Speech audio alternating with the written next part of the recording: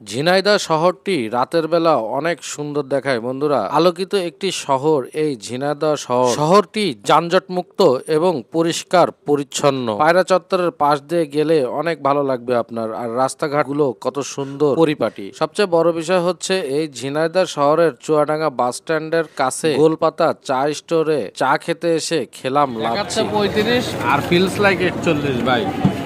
মারাত্মক গরম, গরমে আরাম পেতে লাচ্ছি।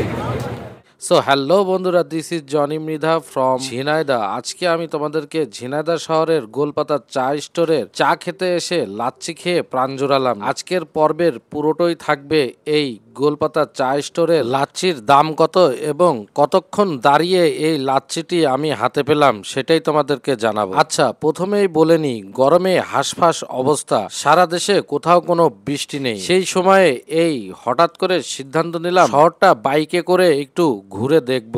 যেই কথা সেই কাজ, বাইক নিয়ে বের হয়ে পড়লাম আমরা। ঘুরতে ঘুরতে হঠাৎ করে মনে হলো চলুন এখানকার বিখ্যাত গোলপাতা চা চত্বরে চা খাবো। তো চুয়াডাঙ্গা বাস স্ট্যান্ডের গোলপাতা চা চত্বরে চলে এসেছি চা খাওয়ার জন্য। এসে দেখি প্রচন্ড ভিড় এবং সেইখানে প্রচন্ড সিরিয়াল। এমনিতেই গরমে হাঁসফাঁস অবস্থা, তারপরে আবার চা খেতে এসে আর চা খাওয়ার ইচ্ছায় নষ্ট হয়ে গেল। কিন্তু পরবর্তীতে বললো এখানে চা বিক্রি হচ্ছে না, এখন শুধু লাচ্ছি বিক্রি হচ্ছে। তো লাচ্ছির দাম মাত্র 25 টাকা এই গোলপাতা চা চত্বরে। গোলপাতা চা চত্বরের 25 টাকা লাচ্ছি খেয়ে প্রাণ গেল জুড়িয়ে। অসম্ভব টেস্ট ছিল এবং সুন্দর একটা সিস্টেমে এখানে বিক্রি হচ্ছে। একবারে অনেকগুলো ওয়ান টাইম গ্লাসে ভরে লাচ্ছি রেডি করছে এবং খুব দ্রুত ডেলিভারি দিচ্ছে। ভিড় দেখা যাচ্ছে অনেক, কিন্তু ডেলিভারি হচ্ছে খুব দ্রুত। মাত্র 25 টাকা, আর অ্যাডভান্স পেমেন্ট করার পরেই গ্লাসটি আপনার হাতে আসবে। তার সিস্টেমটা অনেক ভালো লেগেছে এই গোলপাতা চা চত্বরের। গোলপাতা চা চত্বর আসলে ঝিনাইদহের একটা বিখ্যাত চা চত্বর। এই চা চত্বরে সবাই এখানে সন্ধ্যার পরে আড্ডা মারতে আসে। ছেলে বুড়ো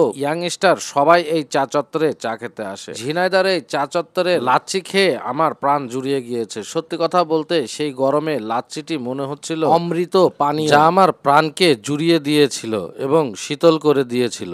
যাই হোক, গোলপাতা চা চত্বর থেকে আমরা লাচ্ছি খাওয়া দাওয়া শেষ করে আবারও রওনা হলাম শহরের দিকে। শহরের দিকে আমরা পাড়ি দেওয়ার সময় এই ভিউটি যেটা দেখতে পাচ্ছ, এটা হচ্ছে ঝিনাইদহ শহরের একদম ভিতরের অবস্থা। ঝিনাইদহ শহর থেকে আমরা চলে যাচ্ছিলাম আবারও ব্যাপারী পাড়ায়, যেখানে আমাদের বিয়ে বাড়ির অনুষ্ঠান চলছে। যাই হোক বন্ধুরা, ঝিনাইদহ শহরের ভিডিওটি কেমন লাগলো অবশ্যই কমেন্টের মাধ্যমে জানিয়ে দিবে। আর ঝিনাইদহ শহরের এটা আমার দ্বিতীয় ব্লগ। অনেক গরমের মধ্যে ব্লগটি করেছি, ভালো লাগলে অবশ্যই শেয়ার করে দেবে এবং আমার এই পেজটিকে ফলো করে রাখবে। তো আজকে এই পর্যন্তই, পরবর্তী ভিডিওতে দেখা হচ্ছে। আসসালামু আলাইকুম।